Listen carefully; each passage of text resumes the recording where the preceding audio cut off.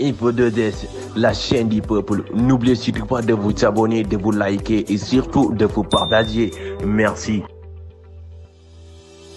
kii di doyen Sy Albert di ak doyen bu kenn dootu présenté ci réew mi di Sénégal fësal na ay kàddu daal di koy jëmale ci luñ daal di convoqué waat tey kii di Farba Ngom ngir mu daal di layoo jëmale ko ci dossier 150 milliards yi ñu koy toppee ci réewu Sénégal te mu concerné blanchissement de capitaux ak détournement de deniers publics waaye tamit yëkkati na ay kàddu daal di koy jëmale ci kookee di Madiambal Diagne mi nga xam ne actuellement dafa daw daal di génn ci réewu Sénégal dem ca France daal di fay toog.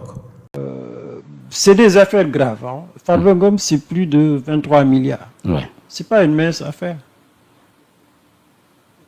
La justice se saisit d'un dossier, bah, il l'examine. Il faut le garder, on le garde. 23 milliards pour le Sénégal, mais l'oreille. Et en plus, Khalis réuni. Donc la justice, elle doit aller jusqu'au bout. Et instruire le dossier, mais rendre la décision. Maintenant, problème de santé, bah, c'est vrai que pour des raisons sanitaires, bah, il ne faut pas que nous fassions l'aine. Le juge, le juge, c'est la clé de la justice. Amul ben juge Sénégal bu bëgg rek tay doomu adama pour mu dé ci prison amul. Ils sont aussi responsables que nous.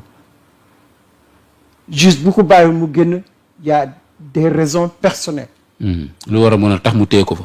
C'est pas par plaisir. Parce qu'ils ont laissé d'autres partir. Ouais.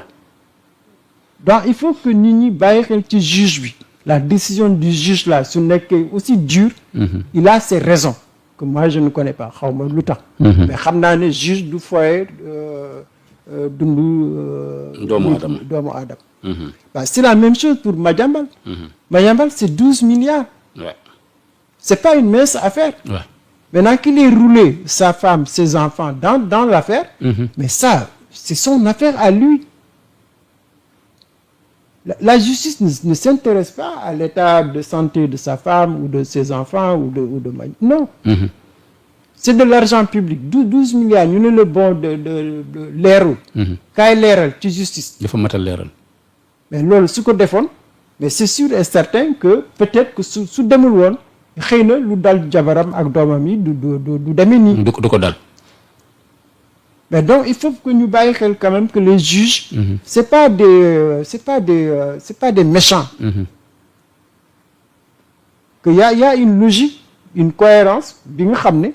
Bah, soit c'est 12 milliards ou 23 milliards, mais c'est de l'argent public. Et si nous avons un dossier en tant que juge, mais ce que nous devons faire, c'est que le dossier bi nak la démé bah et je pense qu'il faut que nous fassions confiance à la justice. À la justice. Moi, je ne suis pas d'accord pour que Nini yakarne les juges là que acharné ou il y a quelqu'un qui commande, ça n'existe pas. Ousmane Sonko ou le premier ministre gënuñu jàng les juges.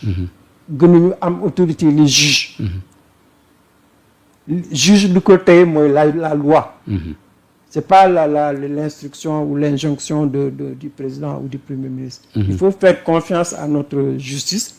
Bon, maintenant, comme tu l'as dit, bon, vous avez des raisons sanitaires avérées, mais là, les juges, ils n'ont pas d'état d'âme. Dañ koy bàyyi mu dem. Alors.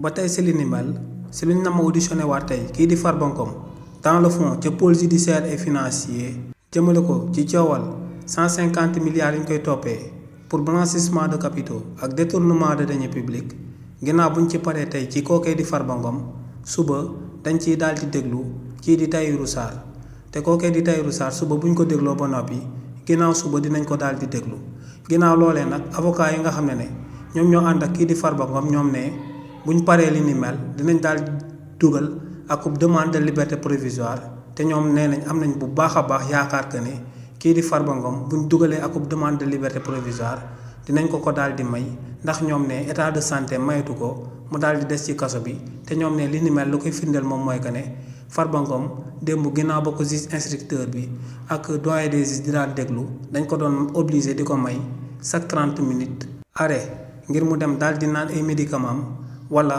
ngir mu dem daal di toog noppalu ndax kooke état de santé am dafa gën a daal di fragile. Info 2S, la chaîne du peuple. N'oubliez surtout pas de vous abonner, de vous liker et surtout de vous partager. Merci.